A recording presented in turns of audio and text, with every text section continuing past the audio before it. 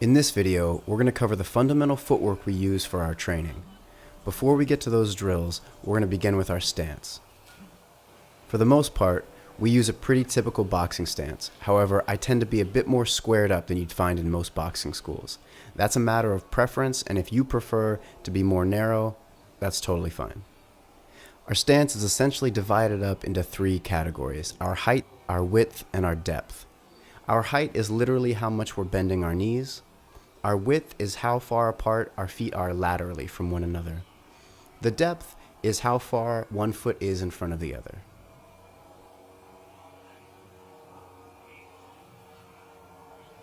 We're going to imagine a line running vertically from the top of our head to the floor, dividing our body in left and right. And we're also going to imagine another line running horizontally across our waist, separating our body into top and bottom. We'll start with the depth. All I'm going to do is step forward with my right or left foot, it doesn't matter which, that's totally up to you, and then drop my rear knee to the floor. It should more or less be lined up with my front heel, give or take a few inches. If you have really long legs, you'll be a little further back, and if you have shorter legs, you'll be a little closer, but it's more or less in there. Next, I want to bend my knees gently, just so they're not locked out. And for my width, all I want to do is again imagine that line running down the center of my body, and I want one foot on either side of the line. I don't want 2 feet on the same side. For my upper body, I'm going to keep my back rounded and my shoulders forward. My elbows are going to rest on my ribs, and my hands are going to be on my jaw or my cheeks. I'm going to keep my chin down slightly so that my forehead is pointed forward. The hardest part of your head is your forehead, so if you have to get hit, that's the spot. Now we're going to work our step forward and step back. With this, essentially all we're doing is changing our stance from a right lead to left lead or left lead to right lead as we either move forward or back. The important thing here is that as we step, we want to bring our hip and shoulder with us in either direction. I don't want to leave it behind and just step with my foot. Additionally, as I step through, my hands are going to change position as well, for now. And you'll notice whatever foot is moving is going to kind of curve around. It's not going to step straight through. You don't want your body swinging like a door on a hinge. That's going to help you maintain some strength as you're moving forward or back if you're striking or grappling, and then also so you don't get too squared up as you're moving in or out. Now, as I'm learning these drills or performing them slow, what I want to think about is just good form. I'm not thinking about fighting. I'm not thinking about applying these at all. It's a big mistake that people make is right away they start thinking about like, oh, how am I going to use this for real? Don't do that. Just treat it like an exercise, like you're doing push-ups or jumping jacks or anything like that. This is simply to build good, solid fundamentals and muscle memory. So once I have a decent grasp on those mechanics, now I'll start pushing a little faster. I'll start being a little more aggressive, or I'll start having different intent. I'll start visualizing an opponent or opponents in front of me, and I'll start treating it like as if I were sparring and how I would use these for real. I'm not doing it so much in this video, but this is where I would add in parries, checks, maybe some strikes, a lot more head movement. But for the sake of this video, you should only be focusing on the footwork. Don't start adding more stuff on top of it. Just focus on your feet. The other thing you want to do is keep breathing. Just breathe in through your nose, out through your mouth, stay consistent, and try to stay as relaxed and as loose as possible. The more tense you are, the more you're going to slow down and tire out. For all these beginner drills, what I'm trying to do is keep my feet on the floor, so they're just gliding across. I'm not picking them up. One of the benefits of training outdoors is you get to train on a lot of different terrain. So sometimes it'll be dirt or grass or rocks or it's uneven. You'll perform very differently outside than you will on the mat, so remember to try to do that sometimes as well. Alright, next we're going to take a look at our short range shuffle. A shuffle is essentially just moving in your fighting stance without changing your lead leg. So in this case, we're going to follow a simple rule. Move whatever foot is closer to the direction you want to go. So if you want to move forward, your front leg moves first. If you want to move back, your back leg moves first. And like I said, I want to maintain my fighting stance. So if my back foot moves 6 inches, my front foot moves 6 inches. If my front foot moves 6 inches, my back foot moves 6 inches. I want to keep that good solid stance. Now, as you can see, this doesn't cover a lot of ground. So this is how you inch forward and inch back without losing your base. And what I want to be careful of is I don't want my feet to get close together or wide apart as I'm moving. Again, I want to maintain that fighting stance. I shouldn't jeopardize my structure because I'm moving around. I should have complete control over my structure no matter how I'm moving. So occasionally, go ahead and stop in your footwork drill, drop your knee, make sure your depth is right, check your width, make sure both feet aren't on the same side of a line, and make sure your knees are bent. While you're at it, go ahead and check your hands. Are your elbows against your ribs? Is your back rounded? Is your chin slightly down? Are your hands up? Are you breathing in through your nose, out through your mouth? These are things you can constantly check in every drill you do. And you'll notice my back foot, for the most part, stays up. That heel is pretty much never on the ground unless I'm resting or I'm pretty far away from my opponent. What I want to do is keep that up. When you have to move, that heel needs to come up. So it's an extra step if it's down. If you keep it up, you don't have to worry about it. You can maintain some elasticity and explosiveness in your step. Alright, so now we're going to pick up the speed a little bit. And again, just like we did last time, I want to stay very loose, very relaxed, and try to be unpredictable. I don't necessarily want to follow a pattern.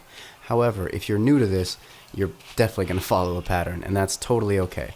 But as you start getting more comfortable, really mix it up. Challenge yourself to not just repeat the same pattern over and over and over.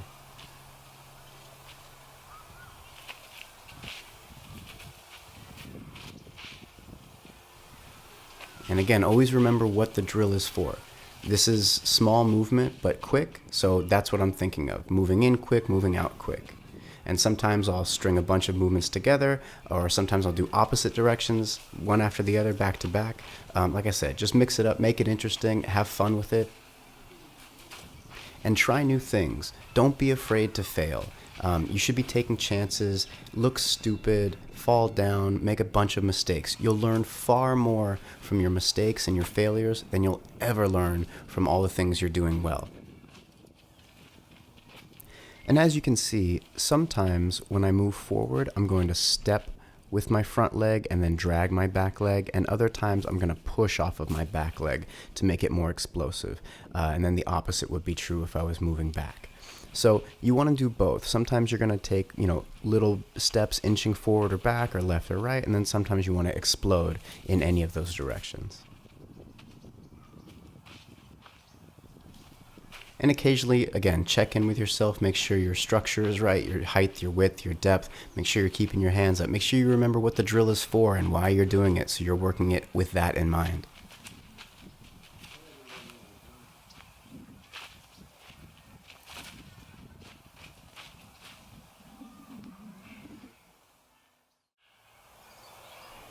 Now we're going to take a look at our long range shuffle. With this exercise, we're going to break the rule we just established with our short range shuffle. So in this case, if I want to move back, I'm going to drag my lead leg in and then step back with my rear leg. If I want to move forward, I'm going to drag my rear leg up and then step forward with my lead leg. So it's going to be opposite of what we just did. But this will allow us to cover a lot more ground pretty freely and stay very, very loose. So this, I'm not thinking of inching forward and inching back. I'm thinking of jumping in and jumping back.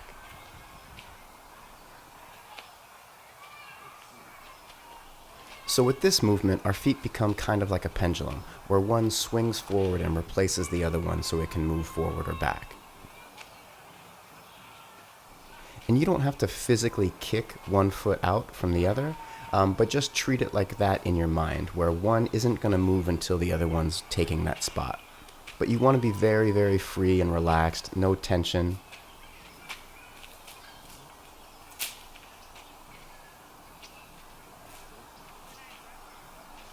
What I'm also focusing on, really with all of these footwork exercises, is that I'm not bouncing up and down too much. There are certain drills where we'll work changing height, But for right now, I really want to maintain more or less a consistent height as I move forward, back, left, right, circling around, whatever. I want to keep my head in basically the same position. Which is another reason you shouldn't be adding in a lot of head movement, hand movement, striking, or anything like that. There's plenty to focus on outside of that. So maintain that consistent height, have nice relaxation in your hips, your calves, your feet, your breath, your shoulders, all of that stuff. Just be very, very fluid and focus on those things first.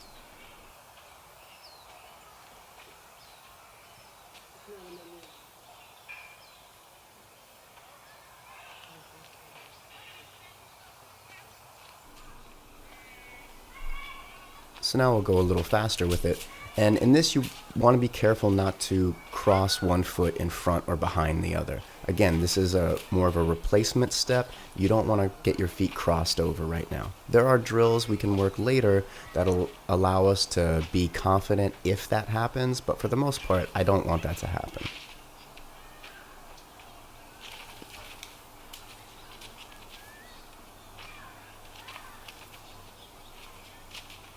And you'll see in a lot of these, sometimes, one or two of the movements I'll add in aren't the drill we're working. Like I might do long range shuffle a few times and then just by habit or feel do a couple short range shuffles, or you'll see that in any of the drills. That's fine too. Don't be so boxed into a drill that you ignore your creativity or instincts or feel in the moment. That's really important to just kind of let yourself explore what's happening. For the most part, come back to the drill you're working and why you're working it, but ultimately you want to create new elements to your training. And that'll happen just through experimentation.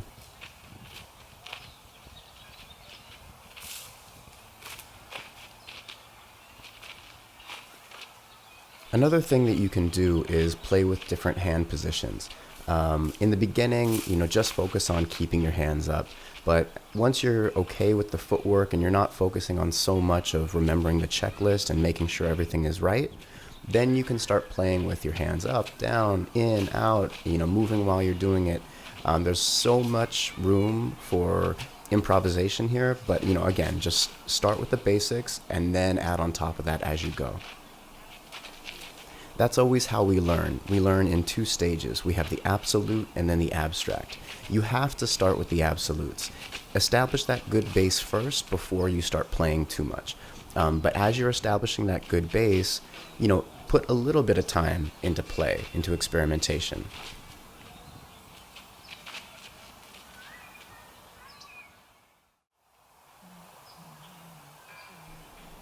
So now we're getting into our side steps. Sidestepping goes back to that rule, move the foot closest to the direction you want to go. This is really important because if I don't follow that rule, especially with sidestepping, I'm going to end up crossing one leg behind the other or wasting time moving a leg in when I'm still in the same spot. Sidestepping is all about getting offline quickly. So if I move, my left leg in when I mean to go right, I'm going to waste that, whatever it is, half a second, still in the same spot before my next leg steps out. So it's really important in this drill and in this movement that we follow that rule.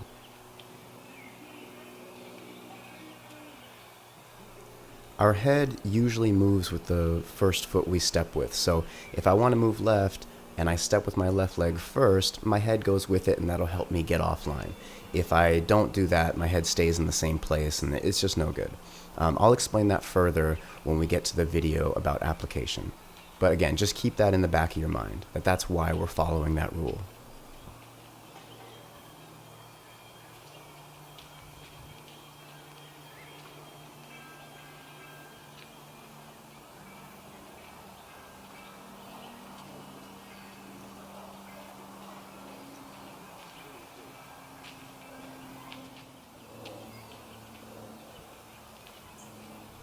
You'll notice I change up the method I practice these drills a lot. Sometimes I'm doing it back to back, so there's no break. I just keep moving forward or back or left or right over and over and over. And then sometimes I'll pause after every movement or every couple movements. You want to switch it up. Don't be so robotic and just repeat something. That's the easiest way to lose focus of why you're doing it. So Keep your mind active and awake by changing your method.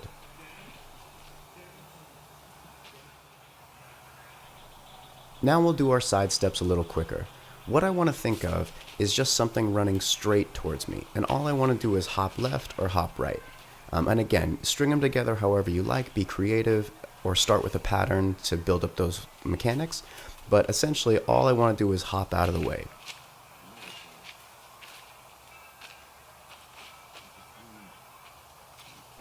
Now's a great time to double check and make sure your depth is right by dropping that rear knee. Make sure you're not too wide or too narrow or too raised up with your knees locked out. Make sure you're breathing in through your nose, out through your mouth, and keep your hands up. Again, every once in a while, just check yourself and make sure you're following those basic things that we need for a good stance and good footwork.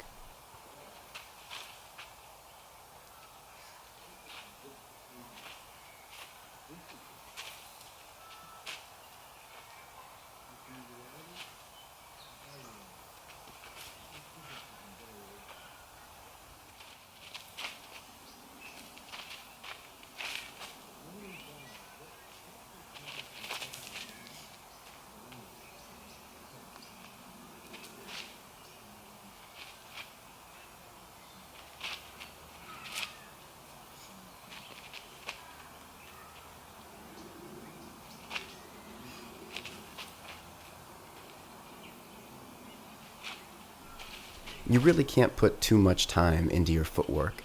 Most people put way less time than they should, and they focus on just the striking or submissions or anything like that. Those things, they're a lot sexier, but you won't even be able to do those well if you can't get to and from your opponent. So put more time into your footwork. Really treat it as like one of the most important aspects of your training, which it is.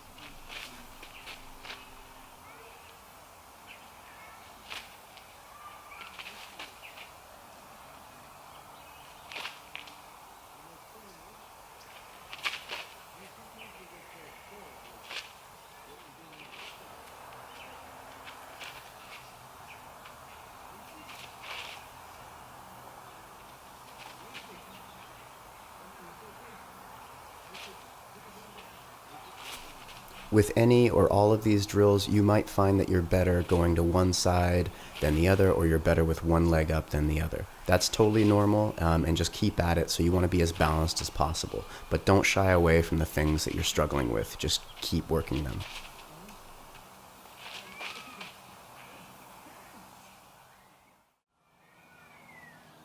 Okay, now we're going to get into our pivoting. The way we're going to start is by pivoting out, which means our rear leg is going to swing behind us. For our purposes right now, we're going to do everything in a quarter turn. So I'm not trying to go 360 or 180. All I'm doing is doing a quarter turn, so I'm facing a new direction each time. I want to keep my foot on the ground. I don't want to lift up. And I'll start with just pivoting the rear foot, but now I'm going to start stepping over with the lead foot and then pivoting with the rear foot. You want to work both. Starting in the beginning with just the rear foot is important to understand the mechanics, but you also want to make sure you're putting time into stepping over before you do. That's mainly for application. And like I said, we'll get into that on another video. So now you can see we're going to pivot in. So I'm just the opposite motion of what we just did. I'm going to take that rear foot and step in and over instead of out and behind me. And again, I'll do it both ways, with just the rear foot and then by stepping over with the lead foot and then pivoting the rear foot.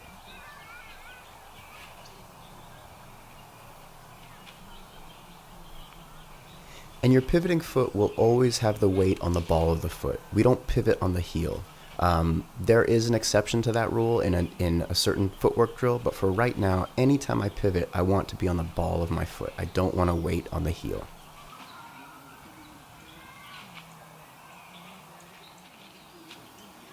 All right, so now we're going to pivot a little faster. This is a very easy way to lose your balance, so it's important that you've developed the conditioning and then put enough time into doing these slow so you understand what you're asking your body to do. You'll notice a lot of times I'll pivot and then move directly afterwards. Unless you're striking, you wouldn't just pivot and stay there, really. It's important to attach movement together. So one foot movement leads to another and another and another. Very similar to head movement.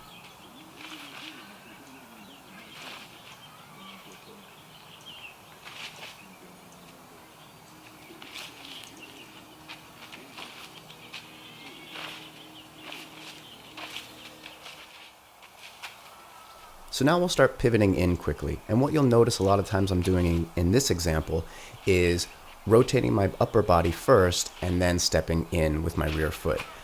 Again, you want to work both ways. I want to try it without that and then also with it. Doing it with is actually going to help you when you get into doing your strikes and then also when you're combining footwork drills. So you just want to mix it up and try both.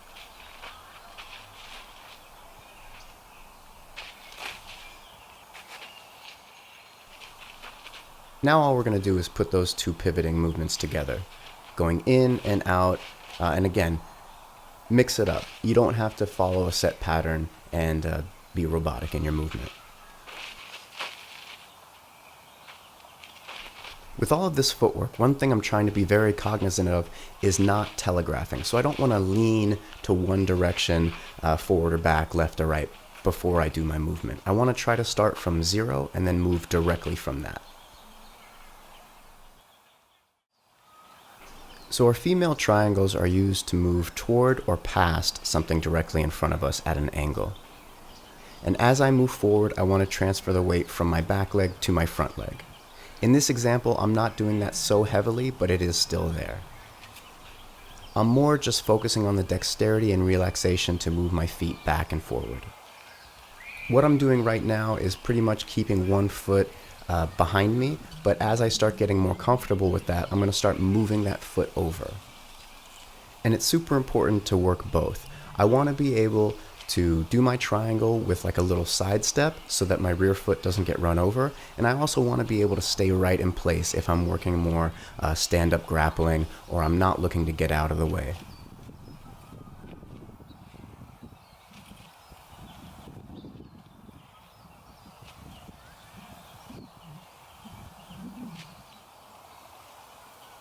Now traditionally we'd be doing these movements very low to the ground and working really heavy conditioning, but for our purposes right now we're going to stay at our basic fighting stance height.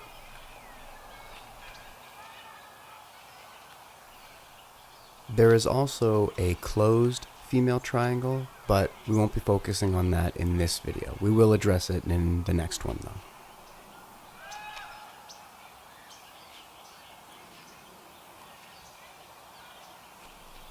So right now, my main focus is just the coordination of moving up, back, and up again at an angle.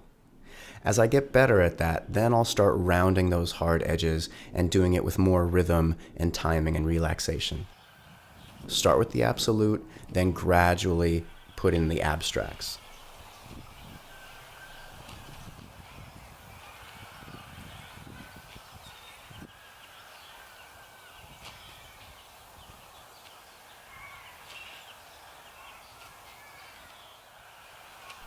And for right now, my upper body isn't rotating much at all. That is something you can do later, but that's just not what I'm focusing on at this moment.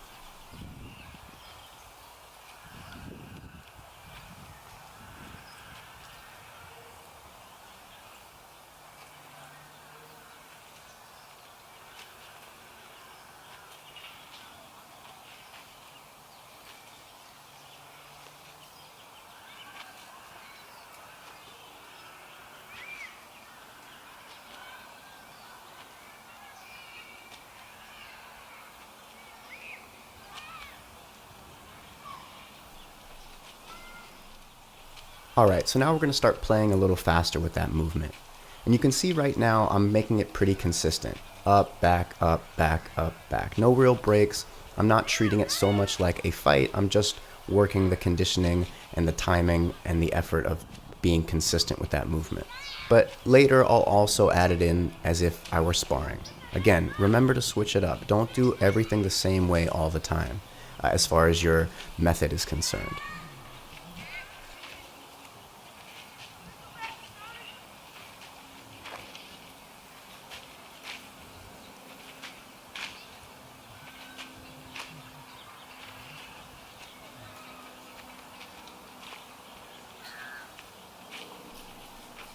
And for this video, for the most part, I'm keeping my angle fairly wide, but that'll change depending on the situation. It can be more narrow or it can be more wide depending on what needs to happen.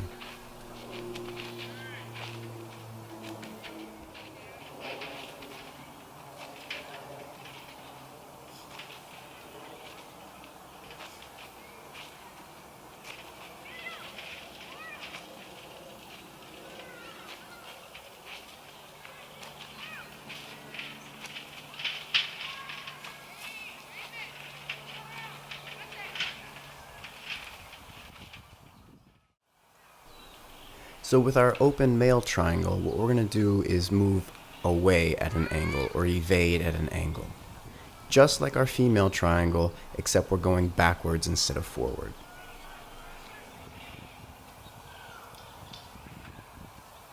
So as I step back, I'm transferring the weight to that rear leg as I lean slightly away. Again, the degree at which you do that will depend on the situation and what you're trying to accomplish.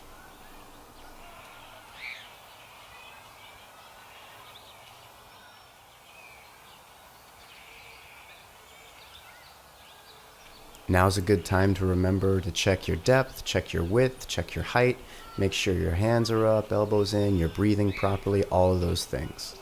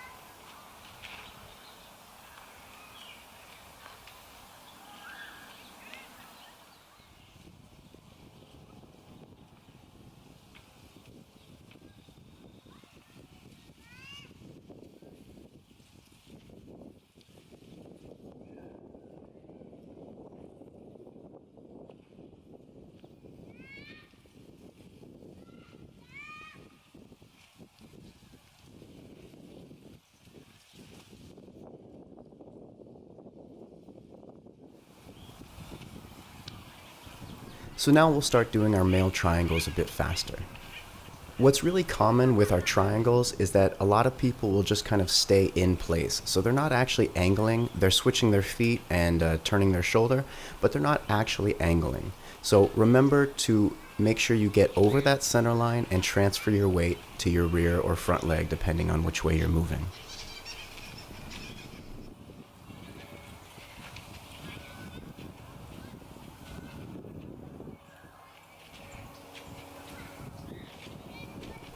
Remember to not change your height too much as you switch your feet, so it's really common to, as your feet come together, for you to raise up really high. Just make sure you're trying to maintain a similar height the entire time.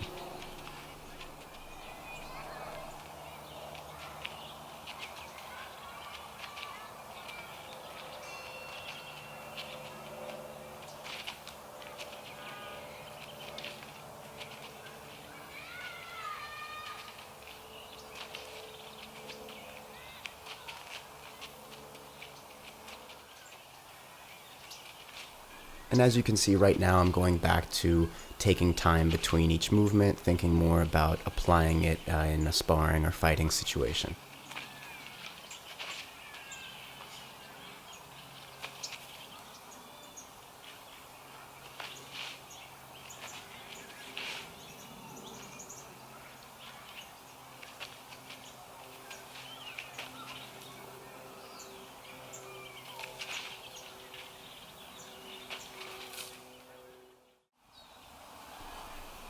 Now with our switch step, it's going to seem very similar to the female triangle, and in a lot of ways, of course it is, as you can see. But the main difference is we're really focusing on twisting our hip and shoulder together as we step.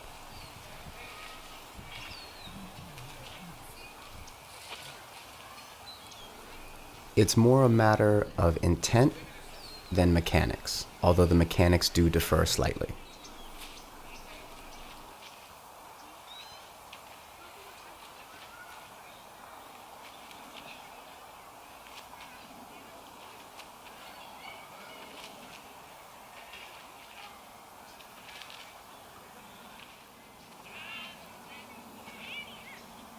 Another thing you'll notice is any of these movements where our feet come together, we want that time that they're together to be as short as possible. As I said earlier, I don't want to get caught with my feet close together and have no base and structure. So anytime your feet are going to be right next to each other, that's a very, very, very quick transition. Don't take your time in that space.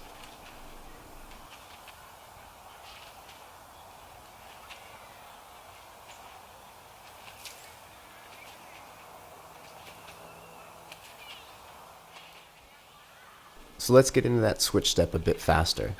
The thing I really want to focus on is my core. A quick twitch and transition in my core is really what's going to get me to do this move well.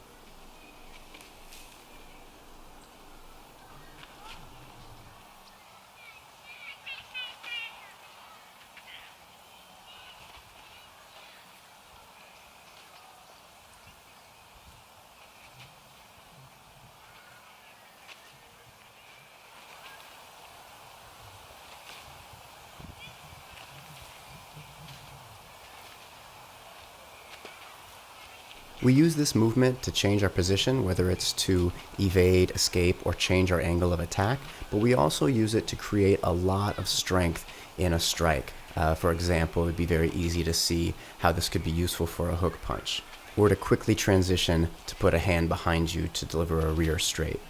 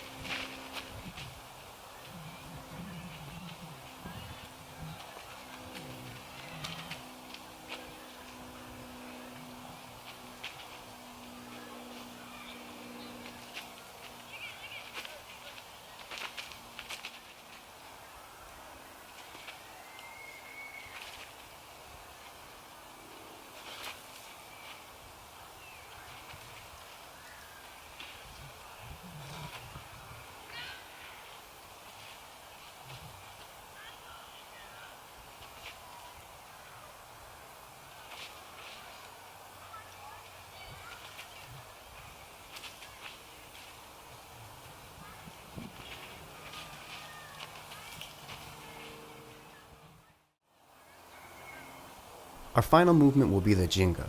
This is a movement you'll find in capoeira, although it exists in various forms in pretty much every martial art.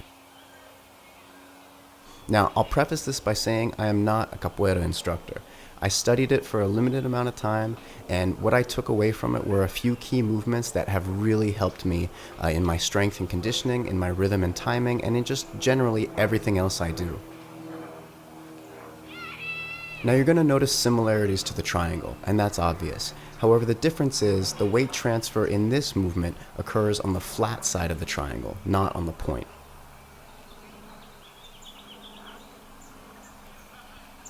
This is a very fluid way to not only switch stances, but switch angles and direction.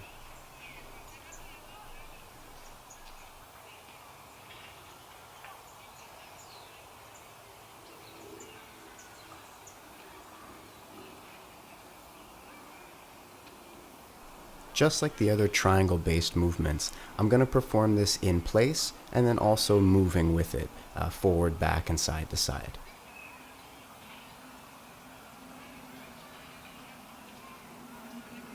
Traditionally, when you're doing this movement, the hands will change sides dramatically. For our purposes here, though, we're going to keep our basic boxing hand posture. With that being said, I do want to twist my upper body a little bit as I switch legs. This will keep me from being open and exposed to attacks as my legs change.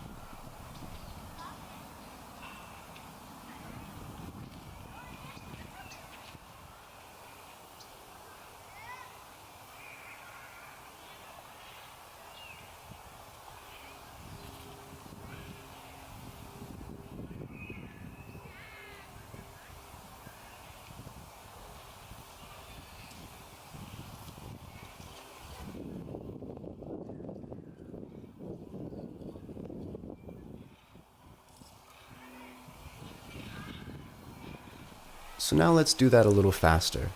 In this, it's not necessarily the speed I'm looking for, but the fluidity. I don't want any hard stops. I want to transition from one foot to the next without pause.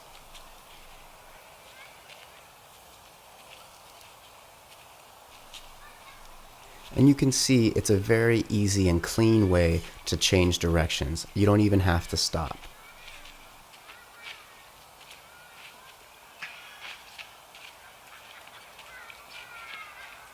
Be sure to keep breathing gently in through your nose, out through your mouth.